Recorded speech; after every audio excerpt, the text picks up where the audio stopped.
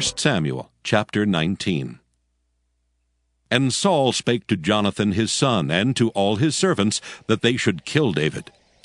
But Jonathan, Saul's son, delighted much in David. And Jonathan told David, saying, Saul my father seeketh to kill thee. Now therefore I pray thee, take heed to thyself until the morning, and abide in a secret place, and hide thyself. And I will go out, and stand beside my father in the field where thou art, and I will commune with my father of thee. And what I see, that I will tell thee. And Jonathan spake good of David unto Saul his father, and said unto him, Let not the king sin against his servant, against David, because he hath not sinned against thee, and because his works have been to thee ward very good. For he did put his life in his hand, and slew the Philistine, and the Lord wrought a great salvation for all Israel. Thou sawest it, and didst rejoice. Wherefore then wilt thou sin against innocent blood, to slay David without a cause? And Saul hearkened unto the voice of Jonathan, and Saul sware, As the Lord liveth, he shall not be slain. And Jonathan called David, and Jonathan showed him all those things. And Jonathan brought David to Saul, and he was in his presence as in times past. And there was war again, and David went out and fought with the Philistines, and slew them with a great slaughter, and they fled from him. And the evil spirit from the Lord was upon Saul, as he sat in his house with his javelin in his hand, and David played with his hand. And Saul sought to smite David even to the wall with the javelin. But he slipped away out of Saul's presence, and he smote the javelin into the wall, and David fled and escaped that night. Saul also sent messengers unto David's house to watch him, and to slay him in the morning. And Michal, David's wife, told him, saying, If thou save not thy life tonight, tomorrow thou shalt be slain. So Michal let David down through a window, and he went and fled and escaped.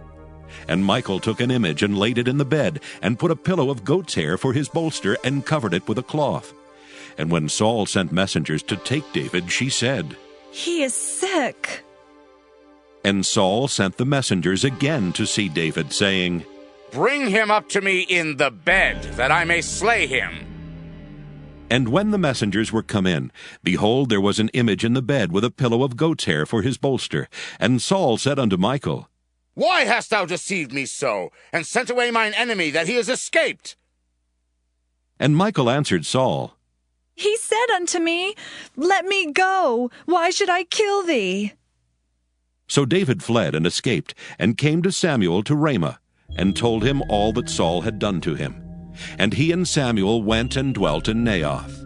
And it was told Saul, saying, Behold, David is at Naioth in Ramah.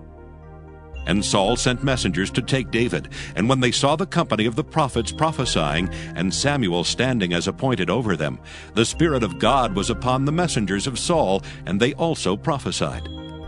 And when it was told Saul, he sent other messengers, and they prophesied likewise. And Saul sent messengers again the third time, and they prophesied also.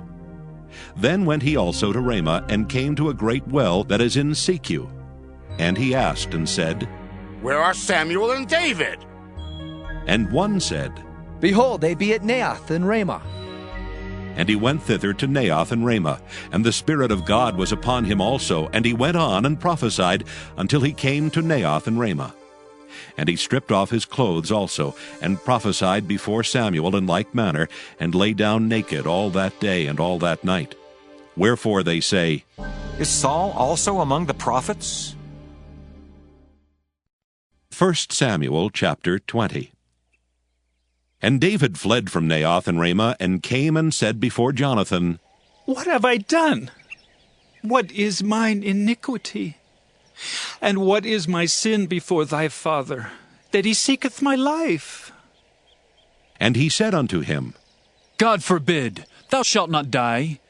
Behold, my father will do nothing, either great or small, but that he will show it me. And why should my father hide this thing from me? It is not so.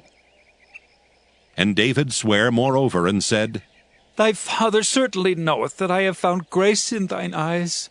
And he saith, Let not Jonathan know this, lest he be grieved. But truly as the Lord liveth, and as thy soul liveth, there is but a step between me and death. Then said Jonathan unto David, Whatsoever thy soul desireth, I will even do it for thee. And David said unto Jonathan, Behold, tomorrow is the new moon, and I should not fail to sit with the king at meat. But let me go, that I may hide myself in the field unto the 3rd day at even. If thy father at all miss me, then say, David earnestly asked leave of me that he might run to Bethlehem his city, for there is a yearly sacrifice there for all the family. If he say thus, it is well. Thy servant shall have peace. But if he be very wroth, then be sure that evil is determined by him. Therefore thou shalt deal kindly with thy servant, for thou hast brought thy servant into a covenant of the Lord with thee. Notwithstanding, if there be in me iniquity, slay me thyself, for why shouldest thou bring me to thy father? And Jonathan said, Far be it from thee, for if I knew certainly that evil were determined by my father to come upon thee, then would not I tell it thee? Then said David to Jonathan, Who shall tell me? Or what if thy father answer thee roughly? And Jonathan said unto David, Come, and let us go out into the field.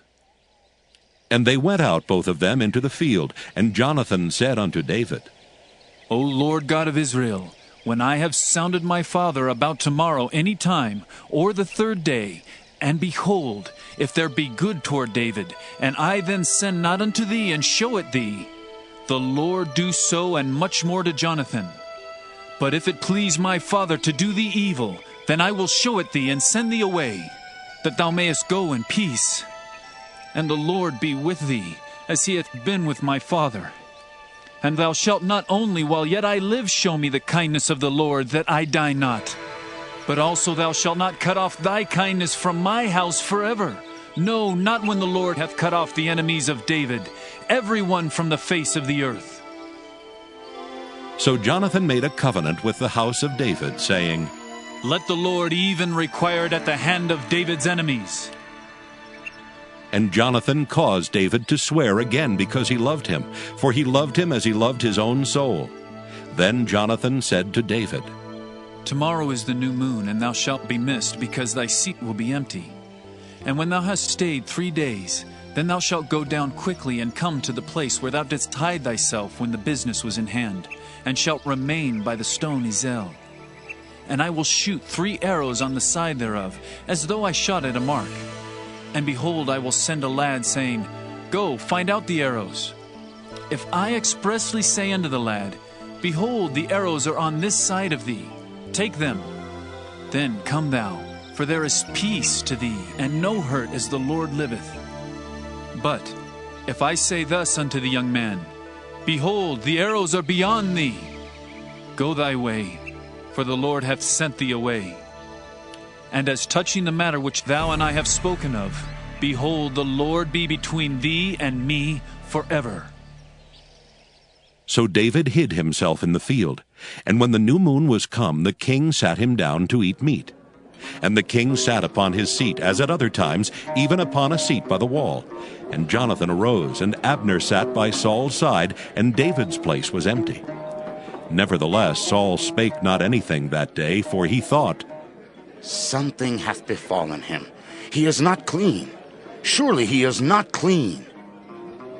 And it came to pass on the morrow, which was the 2nd day of the month, that David's place was empty. And Saul said unto Jonathan his son, Wherefore cometh not the son of Jesse to meat, neither yesterday nor today? And Jonathan answered Saul, David earnestly asked leave of me to go to Bethlehem. And he said, Let me go, I pray thee, for our family hath a sacrifice in the city, and my brother he hath commanded me to be there. And now if I have found favor in thine eyes, let me get away, I pray thee, and see my brethren. Therefore he cometh not unto the king's table. Then Saul's anger was kindled against Jonathan, and he said unto him, Thou son of the perverse, rebellious woman! Do not I know that thou hast chosen the son of Jesse to thine own confusion, and unto the confusion of thy mother's nakedness? For as long as the son of Jesse liveth upon the ground, thou shalt not be established, nor thy kingdom. Wherefore now send and fetch him unto me, for he shall surely die. And Jonathan answered Saul his father, and said unto him, Wherefore shall he be slain? What hath he done? And Saul cast a javelin at him to smite him, whereby Jonathan knew that it was determined of his father to slay David. So Jonathan arose from the table in fierce anger, and did eat no meat the 2nd day of the month. For he was grieved for David, because his father had done him shame. And it came to pass in the morning that Jonathan went out into the field at the time appointed with David, and a little lad with him. And he said unto his lad, Run! Find out now the arrows which I shoot. And as the lad ran, he shot an arrow beyond him. And when the lad was come to the place of the arrow which Jonathan had shot, Jonathan cried after the lad, and said, Is not the arrow beyond thee? And Jonathan cried after the lad, Make speed, haste, stay not.